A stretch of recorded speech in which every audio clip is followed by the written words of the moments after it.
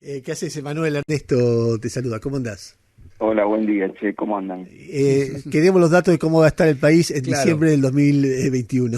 De forma simple, breve. Es decir, tu pronóstico, como sabemos que la pegás siempre, ¿viste? Con los economistas la pegan, sobre todo vos. Entonces, decir cuánto va a ser de PBI, cuánto de pobreza, cuánto de etcétera, etcétera.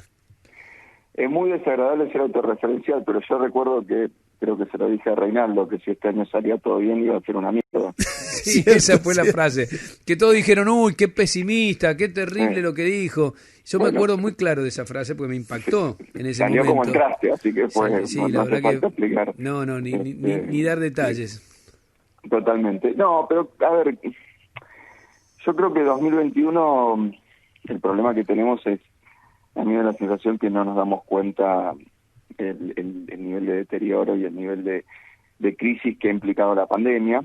Probablemente porque, a diferencia de la crisis del 2001, digamos, en este caso tuvimos un Estado que reaccionó rápido y que ya tenía además algunos mecanismos de reacción que simplemente tuvo que ampliar.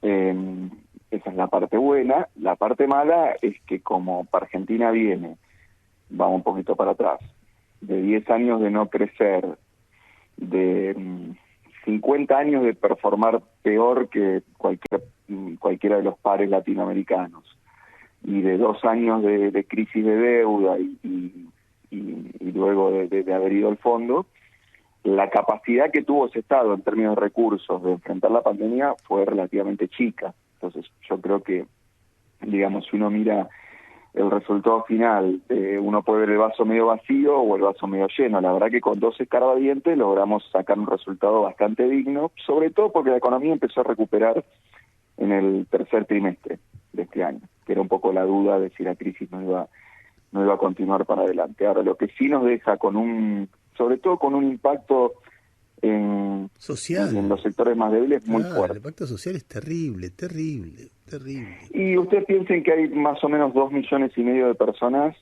que todavía hoy se quedaron sin trabajo y que antes de la pandemia tenían un trabajo informal. No es que tenían un ahorro, que eran propietarios, que tenían un autito, eran trabajadores informales. Y esos son 2,5 millones de personas que usualmente a la salida de cualquier recesión, ¿dónde se reinsertan? Típicamente en 2 sectores, el comercio y la construcción. Y el problema es que hoy el comercio, ni que hablar del comercio relacionado con el turismo, le está costando arrancar. Entonces, estamos teniendo un problema de generación de empleo en la parte más vulnerable, digamos, de la pirámide poblacional, que preocupa y es realmente muy complicado. ¿Y cómo ves lo que viene, Emanuel, si tenés que hacer una perspectiva? No te digo un pronóstico, pero bueno, ¿cómo Lo que pasa ves? es que es muy difícil porque depende de un tema que seguimos sin manejar, ¿viste? Que es cuánto dura la historia, ¿no? Sí, si lo tuviera que simplificar muchísimo, digamos, muchísimo, yo diría que depende de 2 cosas. Una sanitaria y otra económica, digamos, que por lo menos te van a plantear la cancha. Digamos, de la sanitaria no me meto porque la verdad, saber si va a haber segunda ola, si no segunda ola, si la vacuna, cuántos vacunados vamos a tener, pero obviamente cuanto antes estemos todos vacunados y cuanto más chica sea la segunda ola, mejor para la economía.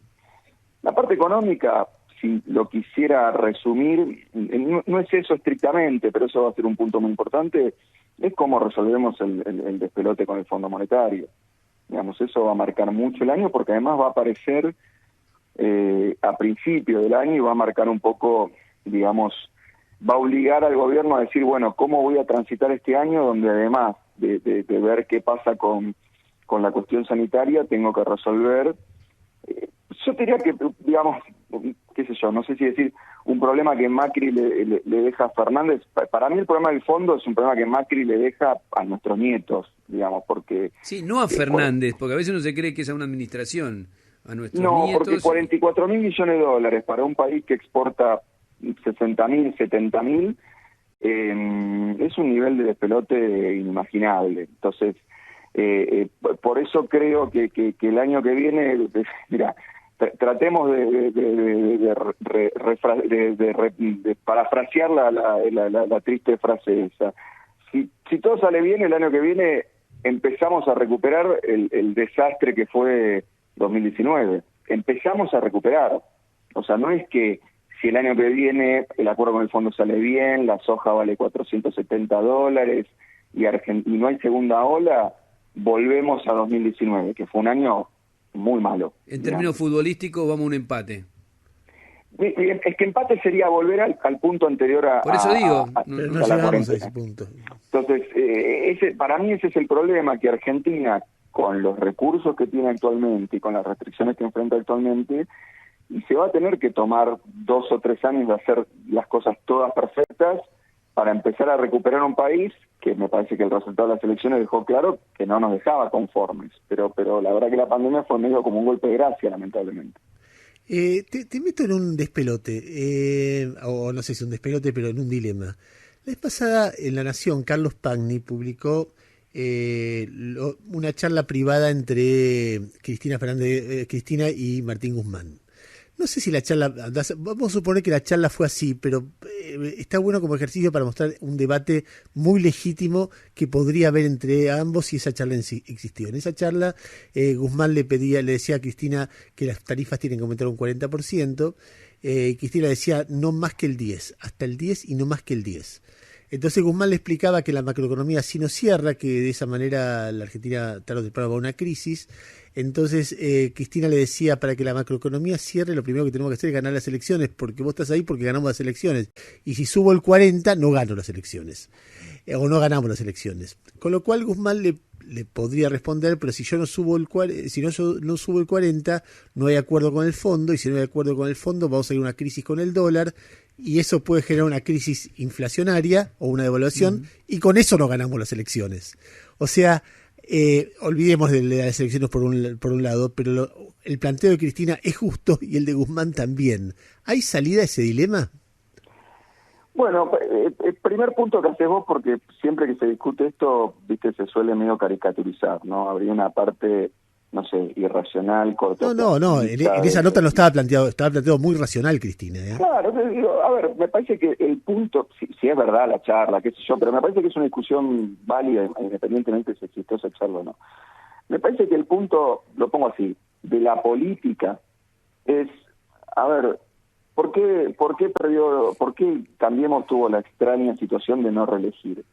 Bueno, porque puso a la economía en un nivel de recesión que básicamente estuvo asociado con 3 factores: tarifas, devaluación y ajuste del gasto público, que la gente dijo, yo te voté para que me completara lo que me faltara, no para que me quitara lo que yo ya tenía. Entonces, en algún sentido, si el fondo viene y dice, che, retoma el camino que había empezado Macri, que nos interrumpió la crisis y después la pandemia, es razonable que la política diga, pero hermano, ya perdimos con eso, pero perdimos en el buen sentido de la palabra, en el sentido de no le mejoramos la vida a la gente con eso, entonces no probemos con lo mismo. Pero eso no va a pasar, es decir, es inaceptable un planteo de esa naturaleza. Depende, porque a ver, yo el planteo es posible, pero que lo acepte el gobierno me parece... Ok, buen punto, pero mi pregunta es la siguiente. Argentina estresó, digamos, exprimió todos los recursos que tenía en el medio de la pandemia. Una decisión que me parece que estaba bien, pero que era una decisión, digamos, de mierda.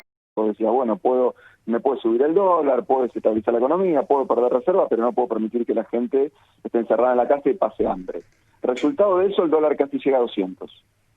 Entonces, supongamos que hay una segunda ola, y el gobierno le tiene que decir al fondo, che, ¿viste el déficit fiscal que me comprometí a cumplir? Que no puedo, porque en una segunda ola tengo que volver a gastar plata, y no tengo de dónde sacarla. Eso va a hacer que se rompa el acuerdo con el fondo. Entonces me parece que la discusión razonable con el fondo es decir, mirá, podemos retomar un camino de empezar a ordenar las cuentas, no a la velocidad y con el nivel de animalada que el fondo avaló en 2018-2019, porque eso rompió la economía en el medio, pero además tenemos que tener la flexibilidad de que si hay pandemia por 2, nos vamos a tener que desviar de ese camino. Ahora, voy para no escaparme de la pregunta, y para ir a la cuestión de los subsidios. A mí me parece que con los subsidios pasan 2 cosas distintas. Yo siempre creí que los subsidios horizontales, digamos, para todos y todas, es un gasto público que está muy mal asignado, porque te subsidia a la persona que se calienta ahuecando un ladrillo, poniendo una resistencia en el medio del ladrillo, haciendo un cortocircuito y logrando que el ladrillo irradie calor, digamos que es un sistema que se usa en muchos barrios de emergencia y que demanda mucha electricidad, subsidia a esa persona y me subsidia a mí, digamos. Entonces, en esa parte es una mala asignación. Entonces, yo creo que la solución salomónica, te diría, a esta discusión es retomar una de las pocas cosas que estuvo bien del esquema tarifario de Cambiemos, que lamentablemente duró nada más que 1 año y medio, que fue un esquema de tarifa social a nivel nacional. Sintonía fina. Sí. Exacto, pero esto es importante. Tarifa social a nivel nacional financiado por el gobierno nacional, porque vos no le podés pedir a Misiones Claro. que financie su tarifa social, digamos, porque no tiene los recursos. Y en cambio Capital tiene muchos recursos, pero tiene poca necesidad de tarifa social. Y después, a mí, a ustedes, hay que subir la luz, lo que hay que subir el gas, lo que hay que subirlo. Ahora, mirá el problema que hay con el fondo. La tarifa social de Macri llegaba al 30% de la población. Llegó el fondo y le dijo, está gastando mucho en tarifa social.